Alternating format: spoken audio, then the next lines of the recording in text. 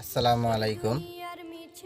আসলে ঈমান এমন একটা জিনিস, যদি ঈমান ঠিক থাকে আল্লাহ তাআলার কাছে জবাবদিহি করতে আমাকে আপনাকে কোনো কিছু বলতে হবে না।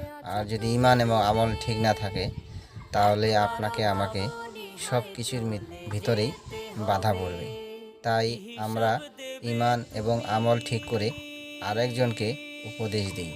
আর যদি ঈমান আর আমল ঠিক না থাকে আরেকজনকে আমরা কিভাবে উপদেশ দিব? আসসালামু আলাইকুম।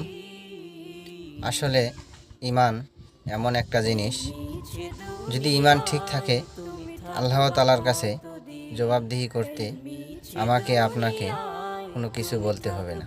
আর যদি ঈমান এবং আমল ঠিক না থাকে তাহলে আপনাকে আমাকে সব কিছুর ভিতরেই বাধা পড়বে।